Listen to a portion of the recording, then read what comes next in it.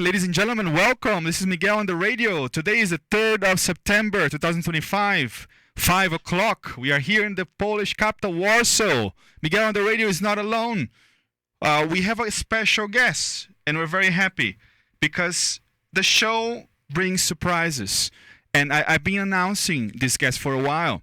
She has been done work with migrants for a long time. Her name is Gwinea Bissau, and she works with foreigners and migrants. She helps them. She works with the school as well that teaches migrants and foreigners Polish language. She helps them with any legal issues they might have. And I'm very happy to have her here. Hello, Czeczenia. Hi, Miguel. Thank you. Welcome to the show. All good? Yeah, great to be here. It's actually a great way to celebrate my 24 years in Poland. Just striking today. That was long ago that I arrived here, and that was not the time that policy was there on the migrant side, and that was not yet an issue. Nobody was going to Poland back in 2001. That was quite a great time for Poland, not yet full of positive moods related to joining EU. It was rather a country to leave than to come. So that was a really rainy day. I arrived to Łódź in 2001, and that was the first city of Poland I've been living at. Just to get to know my background, it's quite important to say I'm myself from Belarus, and that's why I'm doing the job I'm doing. 2021, that's a long journey. 2001. Yeah. 2001, a long journey living in Poland, first in Łódź. What brought you to this country, coming from Belarus, Czeczenia? I was going to start my studies over here.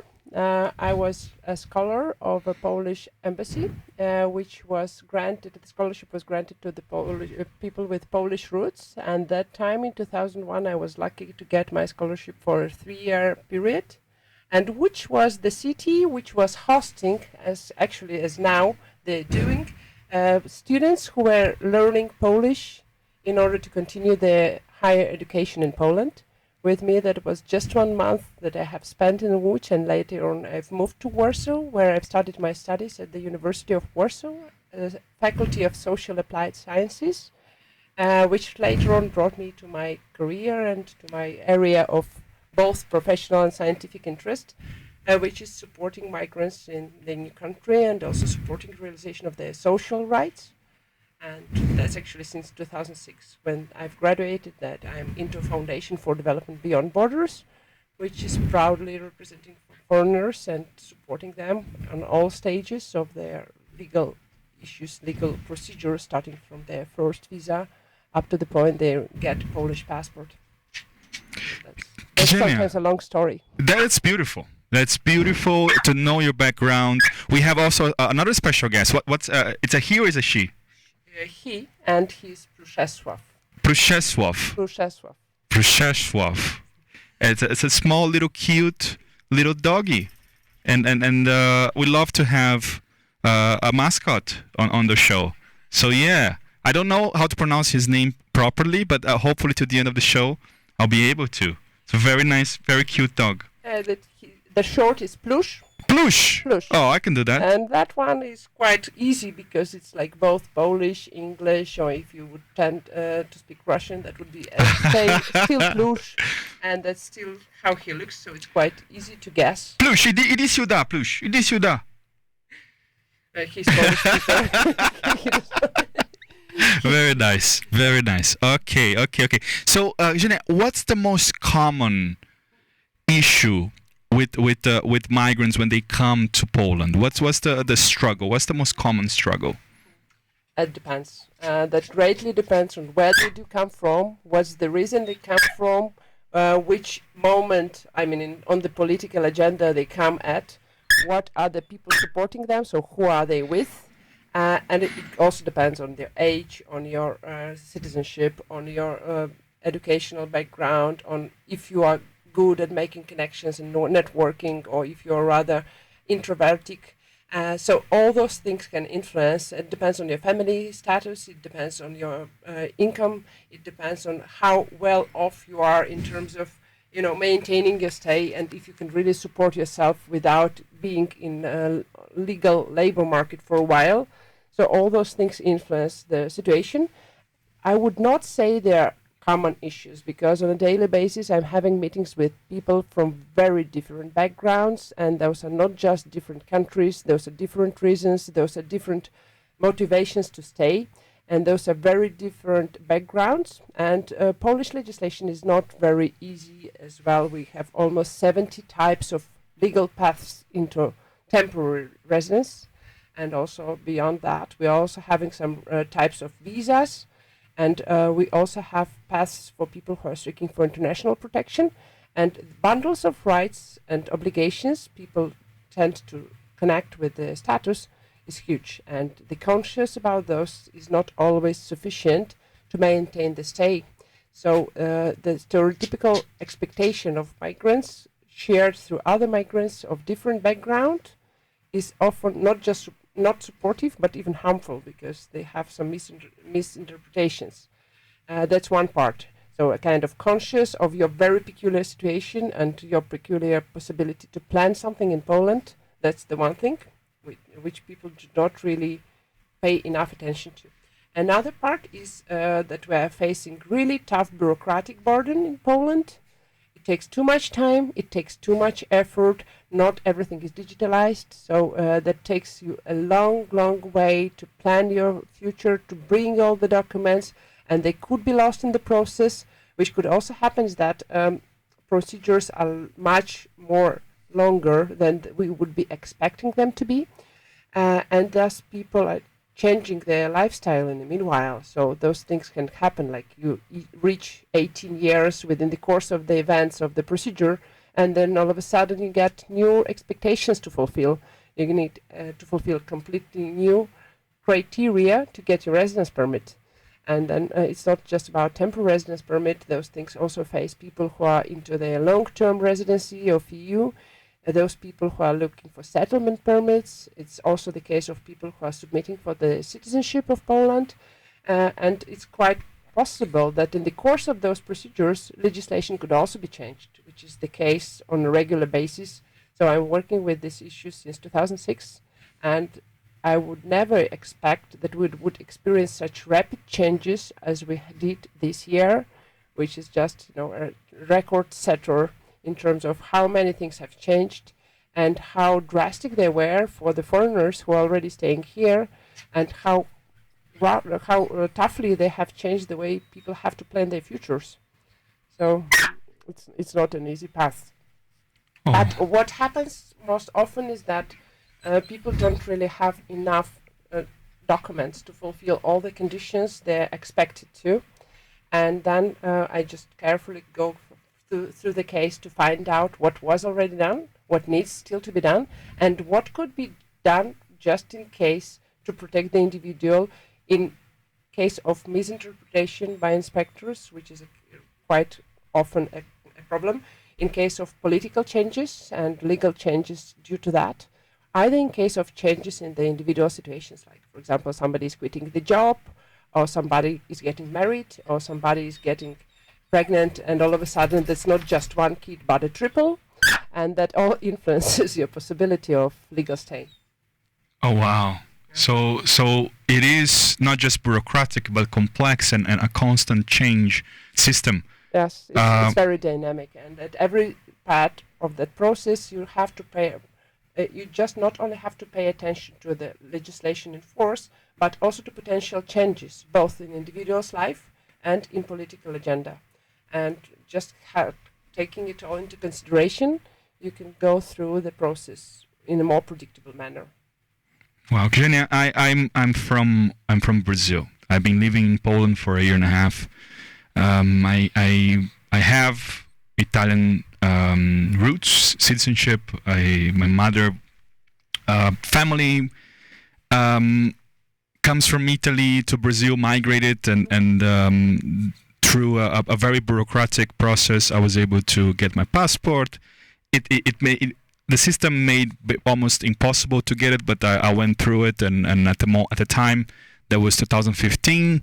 I didn't have a lawyer or anything. I just went to Italy by myself with all the documents in my hands, and I went through alone, and somehow I was able to do it. And I can relate on going to a country where you basically don't speak the language, you don't know the culture, and you're trying to maneuver the system. Yes, it can be terrifying to some people. It can be scary. Yeah, it's just not just scary; it's also quite traumatic in the course of the events, because you're coming to a new country.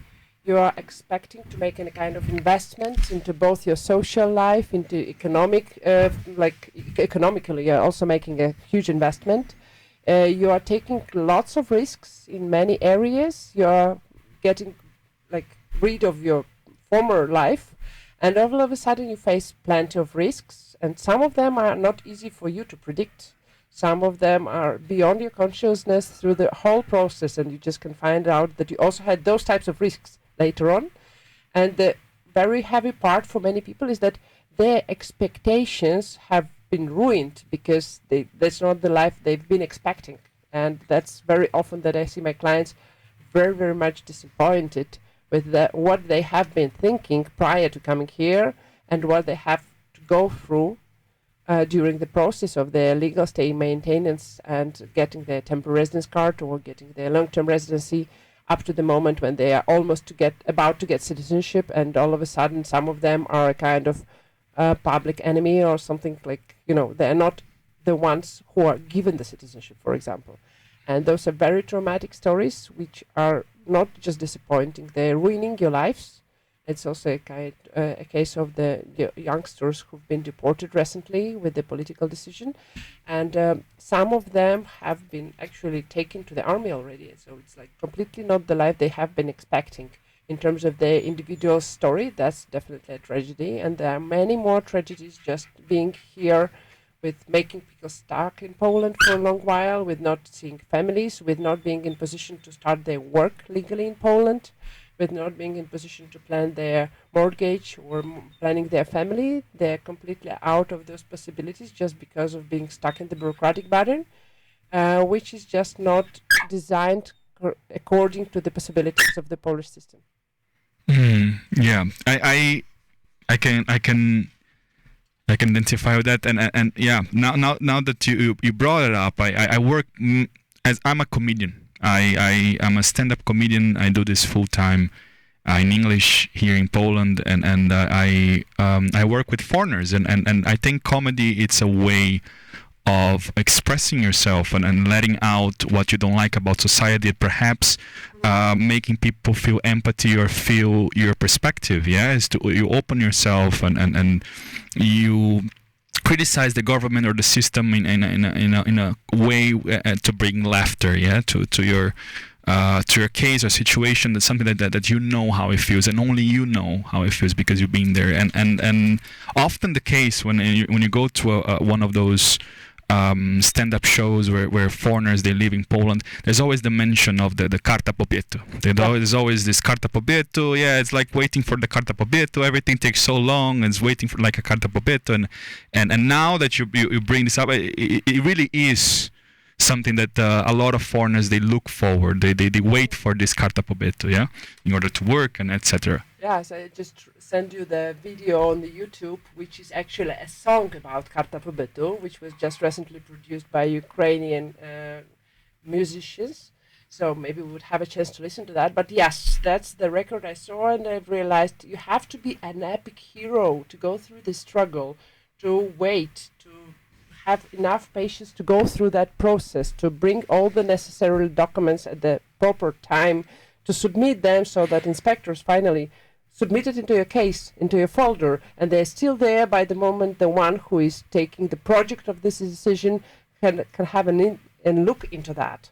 And then the decision is all of a sudden made correctly without misspelling, because, for example, once my mom came to Poland and I was planning her stay, she was called my minor daughter, which I do not have. I wish I would have a daughter, but not one, and especially not the one born back in 1961. It's impossible.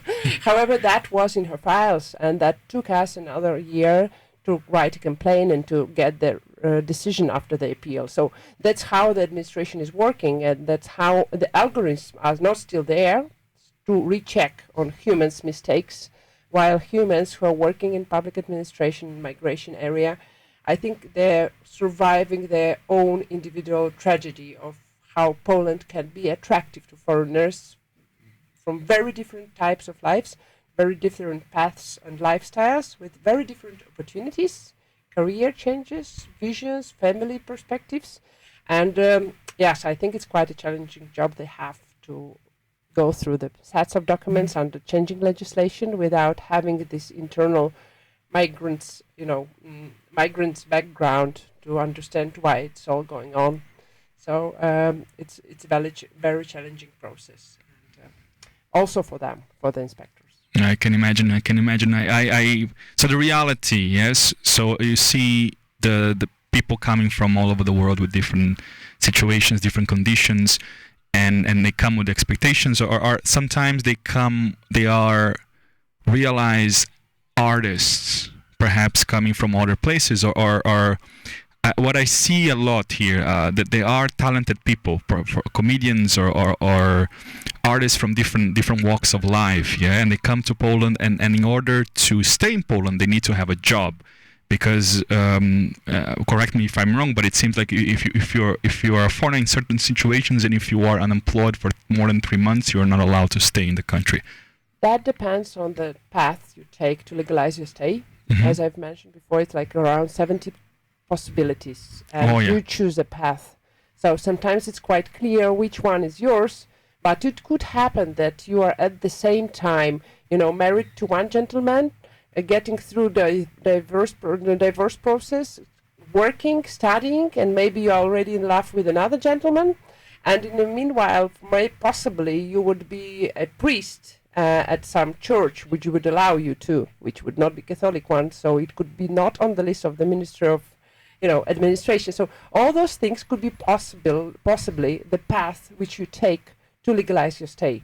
And it's quite often that we are facing people who are at this crossroad, in this intersection, that they don't actually know which one they should choose, Mm-hmm. which one they're eligible to, because sometimes they're almost into that, but not fully enough to succeed.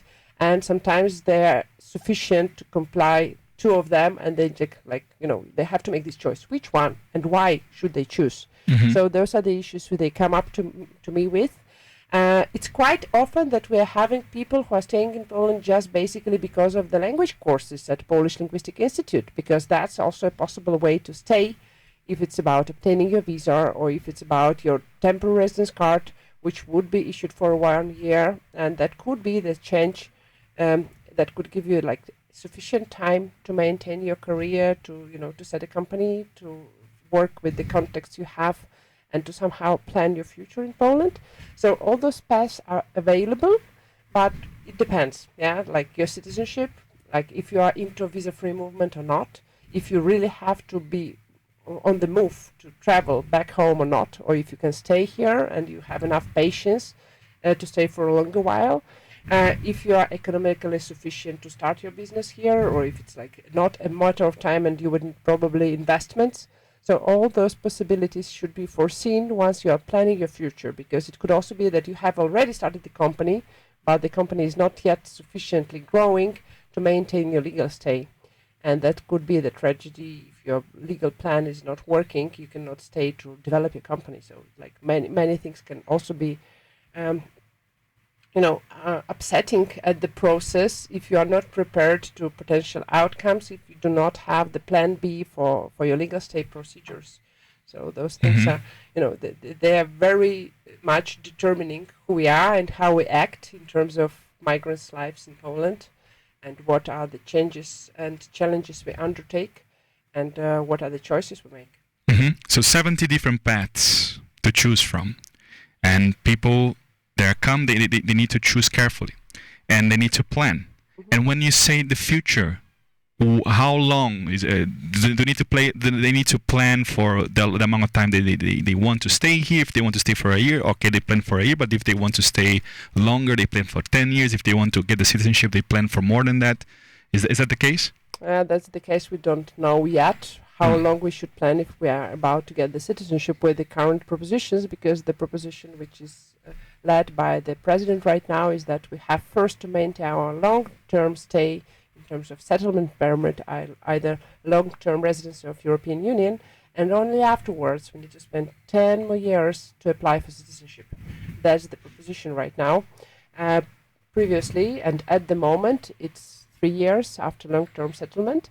And of course there are groups which have some privileges and preferences, like spouses of Polish citizens, either those who have their Polish roots confirmed, either holders of international protection, so they have a shorter path in a way. But it could also happen that you are not planning your full time in Poland. It could happen that you are just here because of your contract, which is like 5-year contract, and you would finish that. It could happen that you are here just for your bachelor studies, and you are sure you want to go back because probably your family is waiting for you back in China. Or maybe that's the case that you are here just for one academic year because all of a sudden you're an Erasmus Plus student and you're just here for an exchange process. However, you need to submit for your residency permit, even it would not be on time. So just to maintain your legal stay in Poland. Those are very, very different options. It could happen that you are submitting even though you are leaving the 2 days after your visa expires, and it's just to maintain your stay. However, that brings statistic numbers in terms of how many procedures have to start, and if you do not finish your procedure, if you do not cancel that, it's still proceeded. So that's plenty of work coming into the hands of the bureaucratic officials. In Mazovian voivodeship, that's quite a busy one. However, it could be even worse, for example, with the Down Silesian voivodeship, where you have cases which take over 2 years to be proceeded. And it's not the highest number. I think it should be in a Guinness book to check the records of how long it takes. Mm-hmm. I think the person who connected us, he was the one who was experiencing a stay of 7 years just to maintain his temporary residence card. So it could also happen to be that way. And with the controls coming in the offices, it could happen that it's even longer. So there are cases of people who've been waiting for 9 years for their temporary residence cards. 9 years. Oh wow. Okay. Yeah. It is the case. I was talking to an artist here that very talented and he wanted to pursue his career as an artist, but he cannot because he needs to focus in work, and if he loses his job, he has the risk of being deported or losing his legal state in Poland. So there are plenty of cases like that, or more complex, and it's a very sensitive thing as well. It keeps foreigners with a concern, with a constant worry. If the system is going to change, or what's going to be the future, or am I going to get my permit or my residency card, or what's going to happen? There's always this uncertainty. Yeah. When do you think that ends?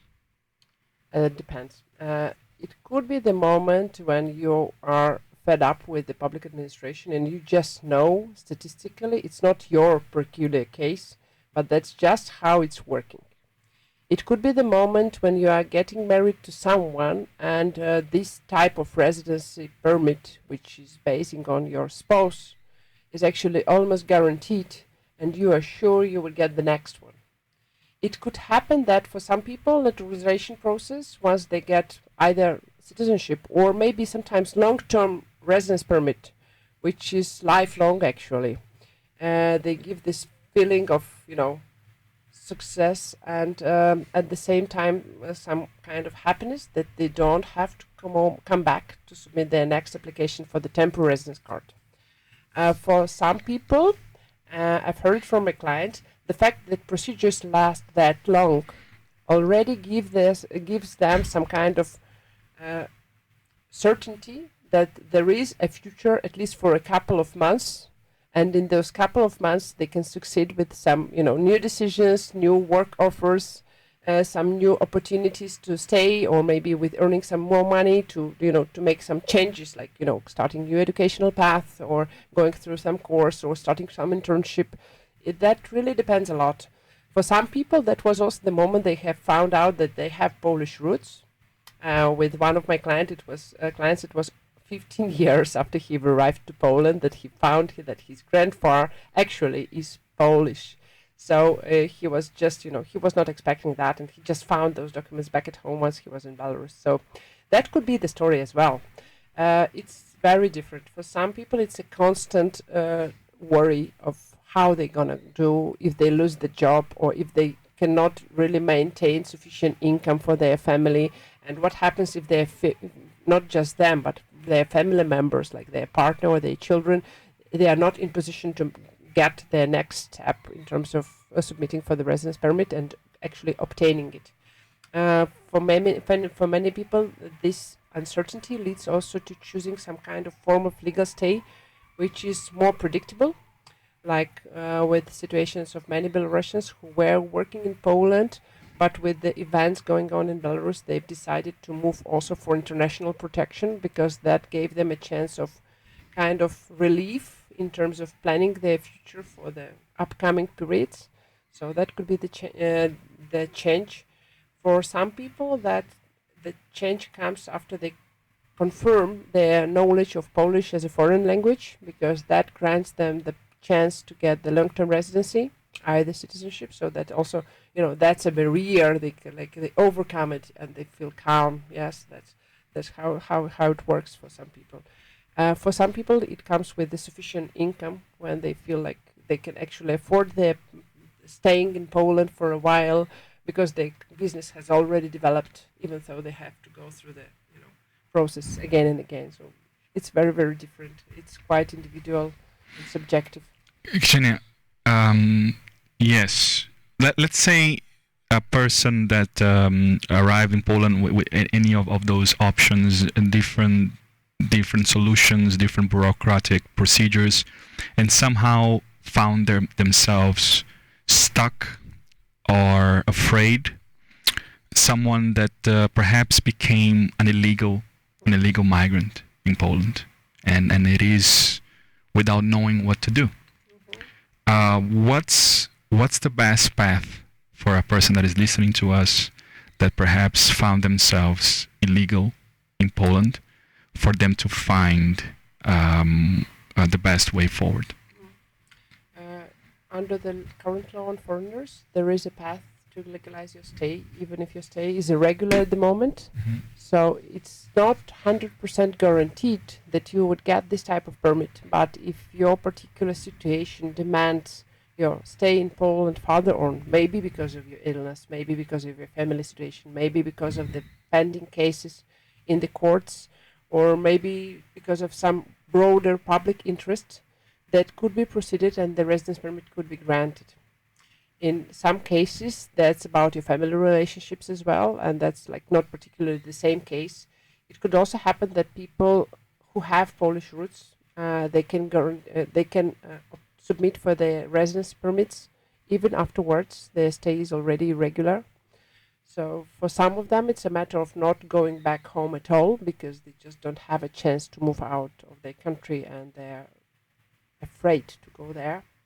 So those are very different scenarios depending on, again, private story. And those are very different stories and very different paths. Some people in a regular status just meet their loved ones and that helps them out. It could happen that they have their families here, and that's also a path towards legal stay. Those are very, very particular situations, and each case should be, investigated separately. So it's not just, one size criteria and one size recipe for that, because all those could go very differently. Mm-hmm, mm-hmm. Yeah, thank you. But I think finding somehow information, is the key, to know which steps to take to regularize your situation, whether you're a student or you come from all parts of Africa, from Zimbabwe, for instance, well, and you want to somehow find, going back to regularity, going back to the system after being, after just leaving, becoming legal somehow, and just information. Where to find this information? Where should one go to find help? I don't really believe that at the current stage of development of the legislation, one could completely get out of a regular limbo without external support of practitioners, because the things which are set in legislation, they do not really work as they're supposed to. So the one who would need to find out the path out of irregularity would definitely need to find somebody who is a practitioner, who is doing a lot of cases on a daily mode, to find out what are the cornerstones and what are the milestones on the way, and what could be actually done in this particular case, because it's not an easy scenario, and it's not just that you read the law on foreigners, which is like, over almost 300 pages, and then you have some extra documents, and you just read that, and that would help you out. Unfortunately, it's not that transparent anymore. I think it's like 10 years by now that we're not in a situation when the law and regulations and the practice go on the same speed. We have very different provisions, and the practices are not fulfilling the provisions under the legislation. And the worst part of that is that actually you cannot go to the court with that, because it was the provision which came under COVID, and later on it was maintained with the law and support of Ukrainian citizens due to war, which foreigners cannot claim their rights on prolonged procedures just because of not sufficient staffing of the voivodeship offices, where they do not have enough bureaucrats to go through their cases. So you cannot actually appeal to the courts with prolonged cases. Wow. So, Gwinea, with all your information, studies, and experience, how would you not compare, but how would you describe Poland within the big picture of the EU in terms of bureaucracy, and particularly foreigner bureaucracy like migration and these kind of things? Where is Poland in the big picture? Very interesting question, because now it's like with all the changes in force, I don't know yet this year. Starting from, let's say, March, I don't feel really confident how far have we made the progress in terms of access to labor market. There were certain steps which made it easier, but at the same time we are developing quite unique path of xenophobic migration policy, which is not letting people realizing their full potential in Poland, even if that is not economic and demographic potential, which is 100% beneficial for Poland as a country, for Polish economy, for Polish society. So I'm not really sure where we are in terms of how far we respond to the needs of the Polish economy, Polish society, Polish labor market. So that's very uncertain for me at the moment, because I'm feeling like Poland is losing plenty of chances and plenty of possibilities. And that was, for example, with the students with this year who were encouraged to go through the Polish language exam at B2 level to get to the universities, which the provisions just emerged on the 1st of August. And the certificates had to be delivered to the universities by the 1st of October, which is like no way you can actually fix it under the current provisions. And there are no like certificate modes which could help those youngsters to fix the documents on time, even if they were, steady to start the process on the 1st of August, which they're in the course of their vacations, right? So there are many things which are not going in terms of the speed, because it takes too long to integrate in Poland in terms of naturalization process. While, for example, in Sweden, you would go through the 5-year course, and that would be your full path to naturalization. In Poland, by now, it's already taken 10 years, and that would take 10 years more or at least 7 years more with the new propositions. So that's a very lengthy, and I would say even the most bureaucratic, that I would be correct to say it, because already at the moment we are next to Austria in terms of how many conditions one has to fulfill to maintain naturalization process. It will get even harsher, so we are on the top. We are on the top, but in terms of how much conditions foreigners have to fulfill, not in terms of how much country benefits out of the people who are coming, and there are plenty of people coming. Recently I found out that we are having very different stage of development when I've realized that it's not anymore Polish visa, which is an entry ticket to other countries of European Union. It's already other visas which are a ticket to enter Poland, because consular sections are not always providing enough slots to enable people to submit for Polish visas. And it's often that foreigners are coming to Poland with visas issued by different countries.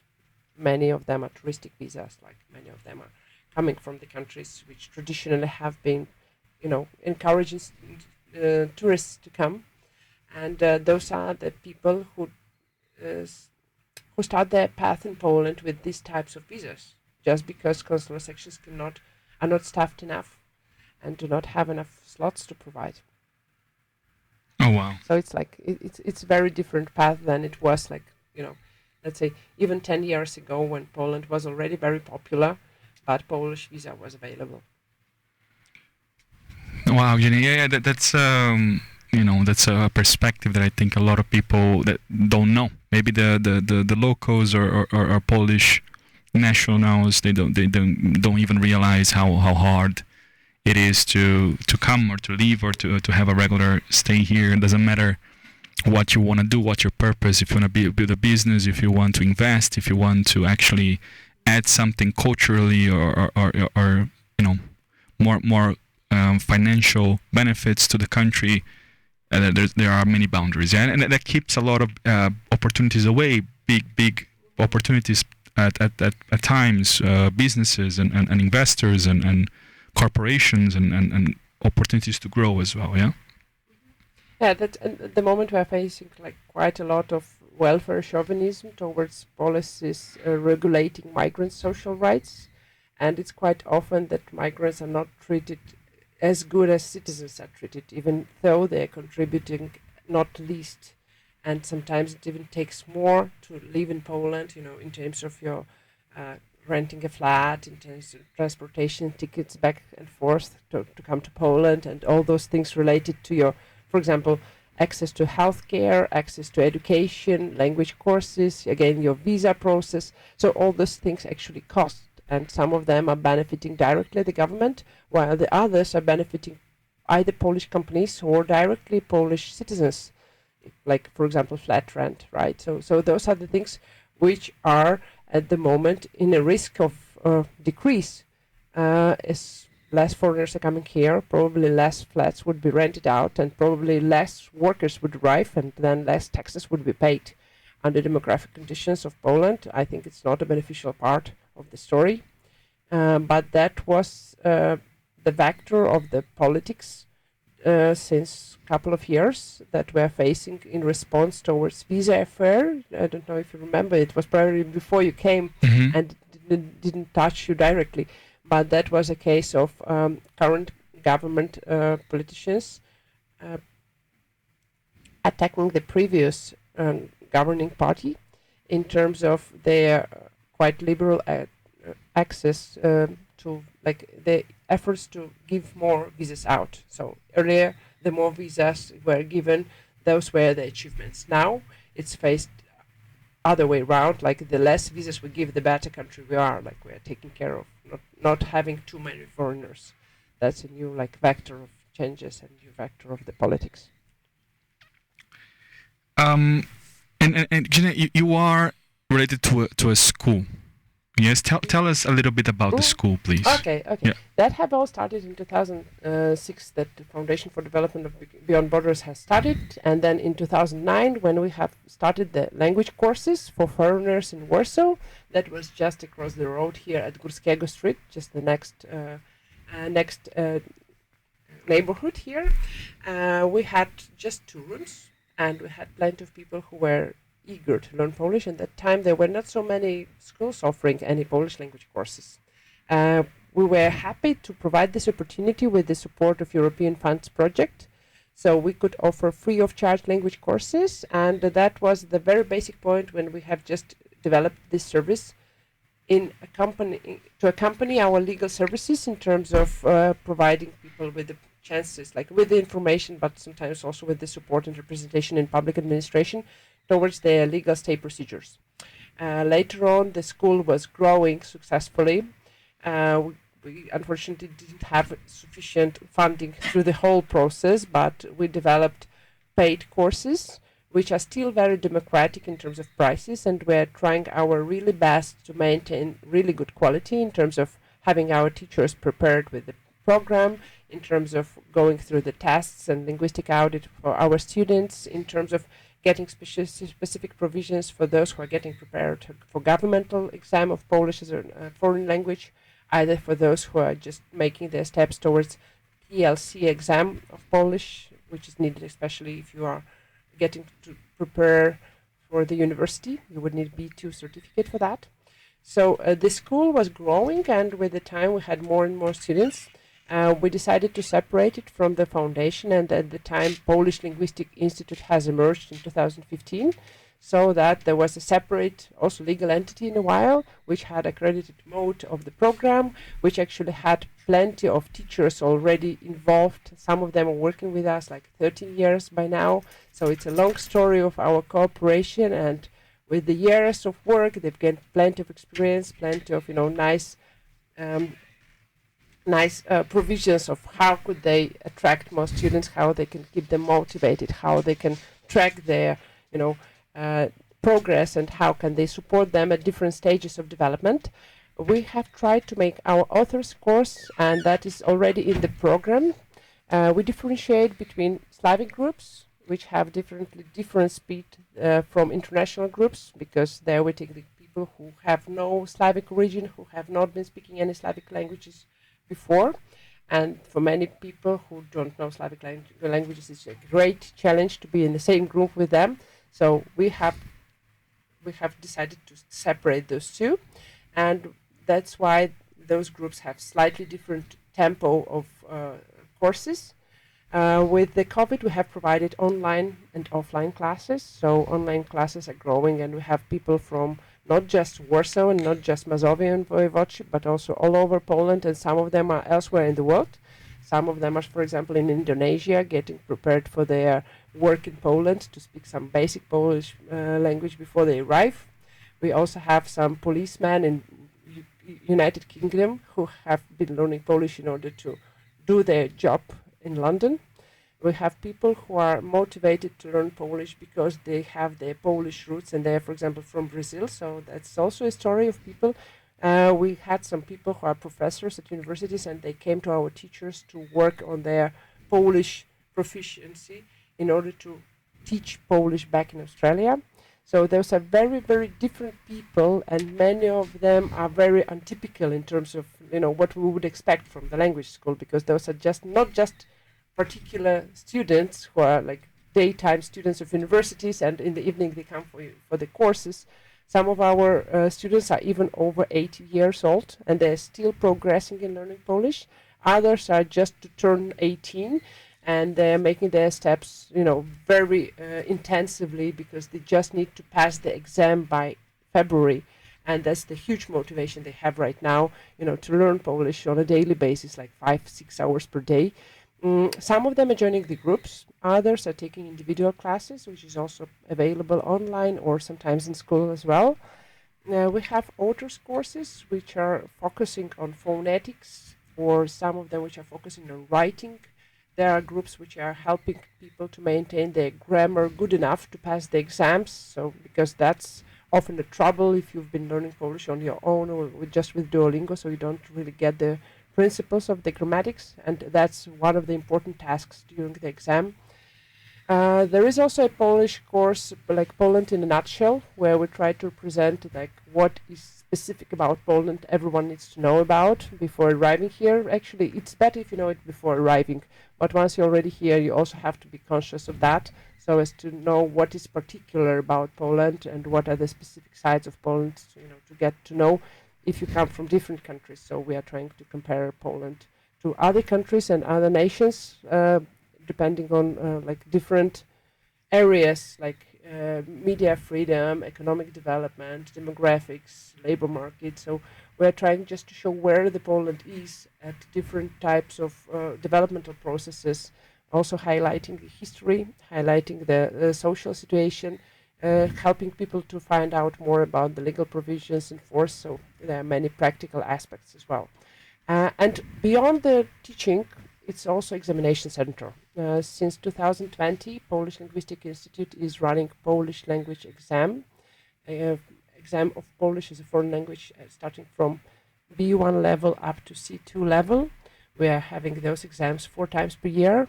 And we are also TLC examination center, which enables people to make it a bit quicker with the certification process, because it takes about 6 to 8 weeks to get the certificate. And actually that's sufficient for submitting for long-term residency already. So many foreigners start from that, and later on they go to the governmental, to the state exam, which is a bit harder to pass. So it takes longer to learn and to get prepared. And the school is actually a very comprehensive place, because that's working as an ecosystem to support foreigners in Poland. So it's not just a school in terms of having classes there, but that's also the place where one can get the health insurance in order to, feel safe and healthy in Poland. It's also the place where one can get legal advice in terms of how to maintain residency and how to plan the future for the upcoming years, take into account all the provisions. It's also the place for networking and activities. For example, we're having chess classes or aquarelle meetings, like for networking, to make people, meet each other and to connect. And that's actually happening even without the events, because we are having the coffee machine and a nice reception area. So people are sitting there all around, and that's quite a happy time of meeting people. And then we are situated at Mazowiecka Street, which is full of bars and cafes. And they just, after they finish the classes, they're having lots of meetups. And I think that really works for our students, because that's how they maintain their relationships as well. So it's just about networking for both very friendly purposes, also for the work connections. For many of them, that's the way to meet the families with the kids, so they can also, maintain contacts not just between the students, but between the full families.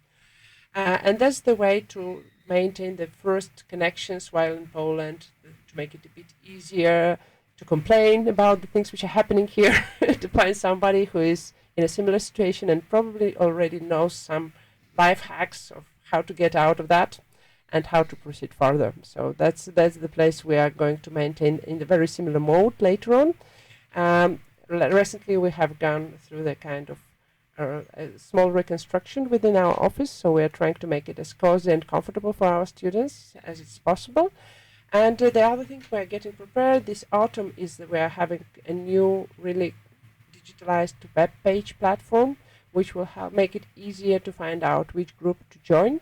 I think within a couple of weeks we're going to announce the web page, and then it will be easier to find out what's your language level and which group you should take in.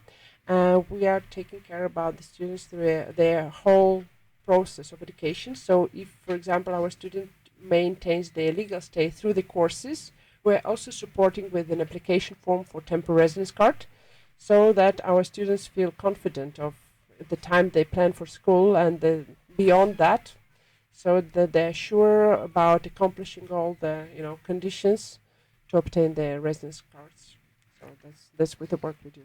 Gwinea, wow, it sounds like much more than just a school. Absolutely, an institution, a center, an ecosystem, as you said, for people to find not just information, support courses, but also to be heard. A lot of people think they just want to share with someone that is empathetic, or find people that maybe are struggling with the same things, and have a community and feel like they belong somewhere. Yeah. Yes. So that's incredible. We have something special here. You brought us. Yes, have a look.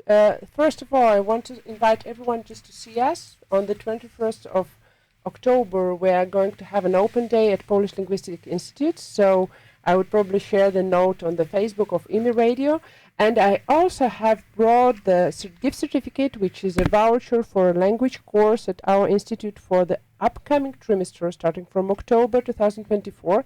So as to enable one of our listeners to join the courses at Polish Linguistic Institute, and I would be happy to hand it to the person who would motivate his or her reasons to learn Polish. So I would like to encourage everyone just to share their opinions and to say why actually you are going to learn Polish, and please hashtag Polski Instytut Językowy so that we have an insight into that. And I think Miguel would be the one who would be in position to handle this voucher to the person who would be most persuasive. Yes, absolutely. So yes, comment on the Facebook page. Go there, IMI Radio, as a listener. And get the chance to win, to be part of the institute, to win this module of Polish language. And yes, we're bringing prizes to our listeners. This is special, a great opportunity for you to be part of this ecosystem that Gwinea was talking about, of the Polish Linguistic Institute. Go there and comment and be part of this community and in this special initiative. Gwinea, thank you so much. Thank you. Is there anything else you want to say to our listeners? Maybe something I didn't ask. What a pleasure to have you here, by the way. Thank you so much for coming. Thank you. That's nice to be invited, and I'm always happy to share the news about what our plans and what we're actually doing, because I think we have helped quite a lot of people to step into Warsaw and further on to make their further steps into Poland with more, more confidence, with more, with less troubles, I believe, in the way, and probably which help them to avoid certain misleading situations. Absolutely. Thank you so much for your work. I'm pretty sure you affected so many lives, and we hope that we are able to also affect your life, of the listener, and maybe find a place to find some information, to know that you are not alone. And thank you so much for everybody. This was Miguel on the radio today, the 3rd of September. We'll be back next week on Wednesday, and we hope to have you there as well. You have a wonderful day, wonderful evening. Saying goodbye from IMI Radio. Thank you. Bye-bye. Ciao, ciao.